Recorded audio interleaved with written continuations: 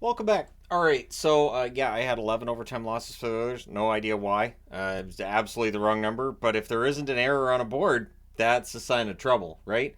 That's for old time viewers of the channel who've been around since about 2016. I think that started 2016 or 2017. Anyways, we're going to take a look at the East and we'll see where the error is on this board. But yeah, so all these numbers for everybody from Florida through to Columbus and all teams listed because that's kind of how hockey works when you're looking at the playoff picture. So, Florida. I'm wearing Florida because they're number one in the East now. They're 37, 15, and 4. They have 26 games remaining. They have 78 points. So, really, really strong run by the Florida Panthers lately. They're peaking at the right time, or are they peaking too soon? It's a good question to ask. The reality is, they may very well be the best team in the East again. Will they be the best team come playoff time is another question. So they were 4-3 and 1 in the month of October. We can call that kind of a Stanley Cup hangover. It happens, right? You're tired. November, it's also hard to get up for those games in middle of October after the really tough playoff games in June.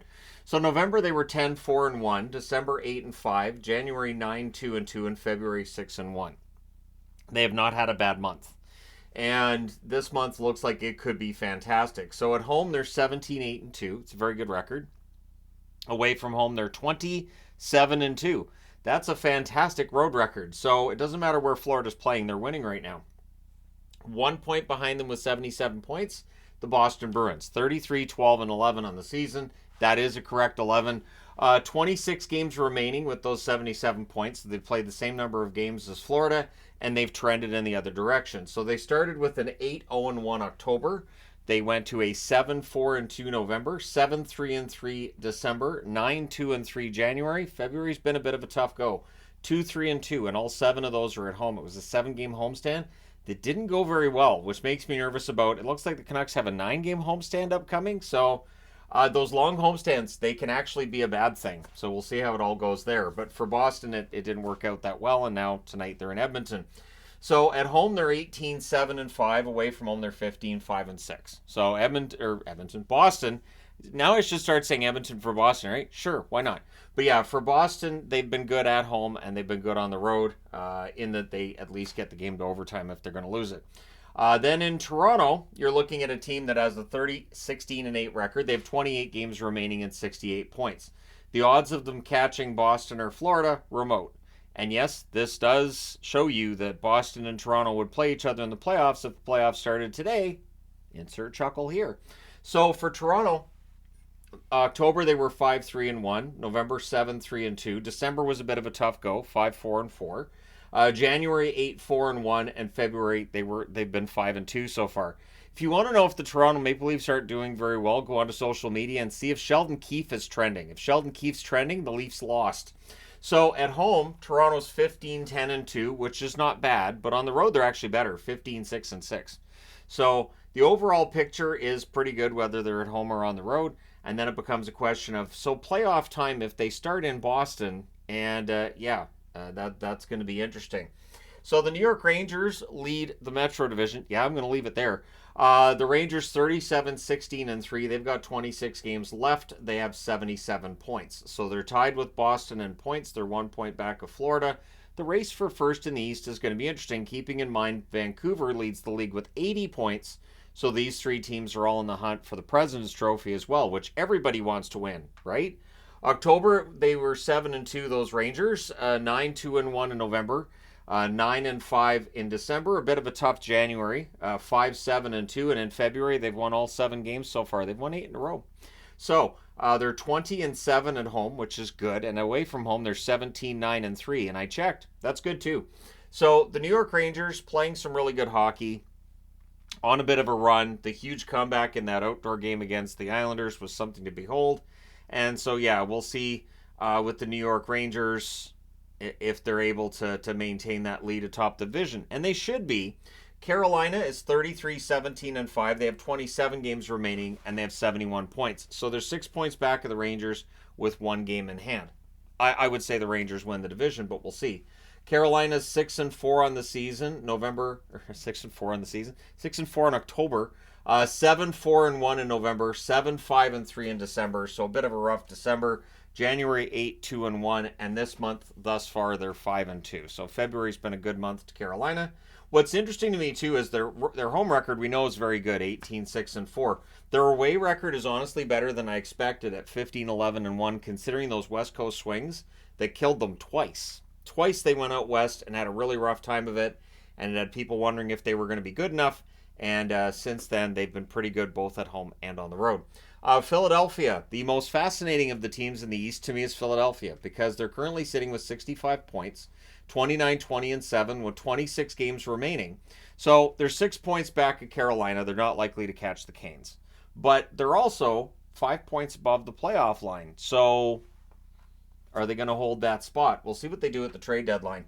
October, they were 4-4-1. November, 7-6-1. So staying in the hunt, not a great record. But December, 8-2-3. January, a bit of a tough setback at 6-7-1. But this month, so far, they're 4-1-1.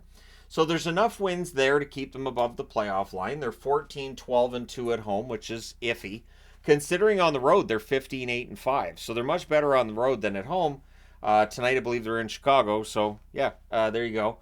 We'll see how Philadelphia handles things between now and the end of the season. But it'd be tough to phone it in and say, well, we're going to sell guys at the deadline and we're not worried about playoffs. It's tough to sell that to fans, even if fans somewhat understand. It does feel like this year's playoffs could be really wide open. You can make an argument for the Rangers, Carolina, Boston, Florida to win a Stanley Cup this year, and that's just in the East. So it does feel like this is really wide open. The number one wild card is Tampa, and they don't look like the Lightning this year. They're 30-22-5 overall, 25 games remaining. They have 65 points. So it does feel like for Tampa Bay that maybe that window's closed. Now, October they were 4-2-3, November 6-7-2. And the argument was that once they get Vasilevsky back, they're going to go on a run, and they kind of did. In December, 8-6. In January, 9-3. So those are two decent months. This month so far, they're 3-4. At home, they're 18-7-3. Concerning their road record being 12-15-2, you know that as a wild card, you're going to start on the road. But again, the playoffs are a completely different beast. So that's why come playoff time, that doesn't necessarily matter. But if they were up against the New York Rangers in the first round, I like the Rangers' chances right now, just saying. The number 2 wild card is Detroit. So that would leave us with Detroit and Florida potentially in the first round. And sign me up for that. Same with Carolina and Philly. They play a very similar style. Might not be the most exciting hockey if Carolina plays Philadelphia, but it could be kind of fun on some level. Just from a chess perspective, right? So Detroit, 29-20-6, 27 games left. They have 64 points. So they have 2 games in hand on Tampa Bay. And they're only 1 point behind Tampa Bay. But as the Power Rankings comment section told me, Detroit's not very good. People don't seem to watch Detroit that much. So October, Detroit was 6-3-1. November, 6-4-2. Month of December was tough for them, 5-9-1. January, 9-2-2, and February, 3-2. So since the 1st of January, they've been 12-4-2. And yet, I still see people going, I don't think they belong there. They're about 4 teams too far ahead. Well, they're 12-4-2. Tell the teams they beat. So at home, they're 15-8-5. Away from home, they're 14-12-1. So it's encouraging that they're good on the road and they're really good at home, especially since they're trying to catch and pass the Tampa Bay Lightning, and they might. Which leads us to New Jersey. So New Jersey also has 27 games left. They have 60 points. They're tied with the Islanders there. And so for Tampa Bay, there's some peril here. This is absolutely a team that's in some peril because for New Jersey, 28-23-4 overall, again with 60 points. October, they started well enough, 5-2-1. November, a little rough, 6-7. December, 8-5-1. January, 5-6-1. So far in the month of February, 4-3-1. There's some encouraging results, like the win over Philadelphia, and then they don't win their next one over the Washington Capitals. So it's hard to get a read on the New Jersey Devils. At home, they're 13-13-2. New Jersey fans will tell you about how this team plays at home. May have some expletives in there. And away from home, they're better, 15-10-2. So it does bode well for them if they get in as a wild card, if they're better on the road than they are at home. For the New York Islanders, they're 23-18-14. Of course, they've made the change behind the bench that New Jersey fans are starting to clamor for again. 27 games left for the Islanders as well with 60 points. What's interesting with the Islanders is just how many points they have that are from overtime and shootout losses. 14 of them. October they were 4-2-2. November 5-5-4. December 8-3-3. So that was their best month, and they followed it up with their worst month in January, where they were 3-7-3. This month so far 3-1-2.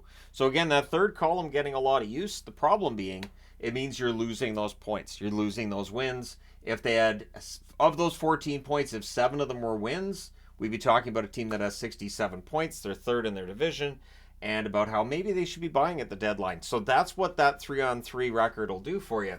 They're 13-7-9 at home. So really frustrating for Islander fans. If it's going to overtime at home, do you just put your jacket on and go, well, they're done? Why? Because it's overtime. We don't win in overtime. And then away from home, they're 10-11-5. So they don't have a 500 record on the road, but at home it still doesn't feel like it's a great record. They've won less than half of their home games. I don't know if people feel better, in New York when your team loses an overtime or a shootout, but I've watched overtime and shootout losses live for a team I'm rooting for. It doesn't feel great. It doesn't feel better. I don't go, well, at least they got a point. I usually come out like stupid. Anyway, Washington sitting with 58 points. They're 6 points back of a playoff spot. I will be interested to see how they handle the trade deadline too. 25-21-8 overall. They have 28 games left, so they have games in hand on teams they're chasing. October they were 4-3-1. November 8-3-1, and that was the month where I was baffled of why they were doing so well. December they fall back a little, 5-5-4. January 5-7-1. So far this month they're 3-3-1. They're winning enough games to keep them in the hunt. They're losing enough games that if you want them to sell, you have an argument there. So at home they're 14-9-5. Away from home they're 11-12-3. So again, there's some wins there. There's some encouraging results there. But are they going to be able to make up that 6 points between themselves and a playoff spot? I have my doubts. We'll see. Same with Pittsburgh. Pittsburgh 24-21-8. They have 29 games remaining. So they have 2 games in hand on Detroit. They are currently 8 points back at Detroit. So there's the possibility. But for Pittsburgh, they need to stop going in the wrong direction. 3-6 in the month of October, 8-4-1 in November, 7-3-3 in December. So those are 2 pretty good months. But then January 4-4-3, and this month so far 2-4-1. At home they're 13-10-4. Away from home 11-11-4. Again, winning enough games to stay in the hunt, sure. Losing enough games that people are going to make the argument they should sell. That's there. But we'll see how they handle everything. I even heard on one of the panels last night somebody saying, Pittsburgh should be, maybe buying at the deadline, and thinking, I don't know if you can sell the fan base on that. If this team was to trade their first round draft pick in 2024, I don't think the fan base would be happy. This is already a team that's devoid of top end prospects that are going to replace your Crosby, Malkin, and Letang when they leave, which is eventually going to happen because time exists. So Buffalo 24-27-4, and this is the dividing line to me, right? You might be able to make an argument for Pittsburgh, Washington, the Islanders, or the Devils to make the playoffs. Once you get to Buffalo and below, I don't think the argument's there. Buffalo has 27 games remaining. They have 52 points, so they're 12 points out of the playoffs. October 4-5. The most disappointing start for me was the start for Buffalo. I was really hoping this was going to be a year that we saw them at least where Detroit is right now. November 6-6-2, December 5-8-2, January they went 7-4. This month so far 2-4. So it was like maybe, and then nope, never mind. So at home they're 12-16-1. Away from home they're 12-11-3. I'd like to apologize to Buffalo fans everywhere too, because last year I kept saying, look, next year's going to be better. Well, it's next year and it's not better, and I apologize. For Montreal, notice I'm not saying that about any team this year. Buffalo taught me a lesson. I'm not saying about any team this year. For the Montreal Canadiens, they're 22-25-8. They also have 52 points. They also have 27 games left. They were 5-2-2 in October. Good start. And then it kind of fell off. November 5-9, December 5-5-3, January they also go 5-5-3, so that 500 mark right there. In February so far 2-4. At home they're 11-15-3. Away from home they're 11-10-5. So Montreal better on the road than at home, but still the overall number is not encouraging if you're looking for a playoff spot. But Montreal in the midst of a rebuild, at the very least, this is a team that's been competitive in games this year, and that's really all you can ask for during a rebuild. For Ottawa, they were supposed to be out of the rebuild. They're supposed to be done. It's done. Rebuild's done. They're 23-27-3 on the season, 29 games remaining, 49 points, 15 points out of the playoffs. The Sens feeling that their recent play is good, and it's a positive, and they're taking the positives from it. And I'm reading this and I'm thinking, your Buffalo from last year, I'm not believing it. So in October, the Ottawa Senators 4-4, November 4-5, and this has been the problem that the Sens have had. They don't get off to great starts. So 8-9 after the first 2 months of the season, not great. But of course they had the big month of December, and then they went 6-9 in the month of December. In January, 6-7-2. So they just shot themselves in the foot in December, and then did it again in January. This month so far, 3-2-1, which is pretty good after you've taken 2 bullets to the foot. So the record hasn't been too bad since then. But 15-13-2 at home, that's not a bad record, but on the road they're 8-14-1.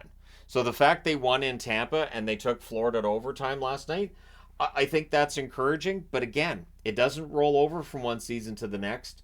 So what they're doing right now, if you're a Sens fan and thinking, are they hurting their lottery odds? That's absolutely what they're doing. And their lottery odds are already, I mean, they're not long odds, obviously, but you've got Chicago, San Jose, and Anaheim kind of occupying those bottom spots. You got Columbus in a bottom spot, too. So you're already, 5 teams up. And, yeah, if they keep winning like this, they'll probably pass Montreal. They'll pass Buffalo. And that's where Sens management will tell you this is a good thing. This is great. This is fantastic. Columbus, 17-27-10 on the season, 28 games remaining, 44 points, so they're a full 20 out of the playoffs. I think we can write off playoffs right now, 20 points back with 20 games left. They started the season 3-4-2, and here's the weird thing with Columbus. A lot of these games they've lost, they've actually played pretty well. That's the frustrating part if you're a Columbus fan. They are sitting 5 points back in last place in the East, and yet you can point to half of these losses and say, actually, they played pretty well in those games. November 4-9-2, December 5-5-4, easy for me to say. January 4-6-2, and in the month of February 1-3. So this road trip hasn't gone all that well. Tonight they're in Anaheim. We'll see if they can salvage it there. At home they're 9-14-4. Away from home they're 8-13-6. Not a huge difference between the home and the away record. Obviously they've had struggles in both locations, whether it's at home or on the road, and they'll be looking to, like I said, salvage the road trip a little bit tonight. But for Columbus, it's another lost year. So there you go. Let me know your thoughts in the comment section below, as always. And which of these teams that are above the playoff line do you think are vulnerable? It's a little different in the East and in the West, because it feels like Detroit, Tampa, and Philadelphia could all qualify as being vulnerable. Toronto, I mean, I guess potentially, because they're 8 points, but no, Toronto's making it. So on this side, you've got New Jersey could end up making it. Some of the models still think that Pittsburgh's going to make the playoffs. I'm still surprised that the models have that data that way, because they've only got 2 games in hand here. They do have 4 games in hand on Tampa Bay. They're 9 points back at Tampa Bay. So it's not going to be that easy. But yeah, I think any team from Pittsburgh and up, you might be able to make the argument. Go ahead and do so in the comment section below. Don't forget to hit like and subscribe in the event that you haven't already. I know there are people who don't like this jersey that I'm currently wearing. I think it's absolutely fantastic. It's my favorite of the Florida jerseys, and it'd be nice to see it as the third. But hey, that's me. Let me know your thoughts. Thank you guys so much for all your support as always. I will talk to you again soon.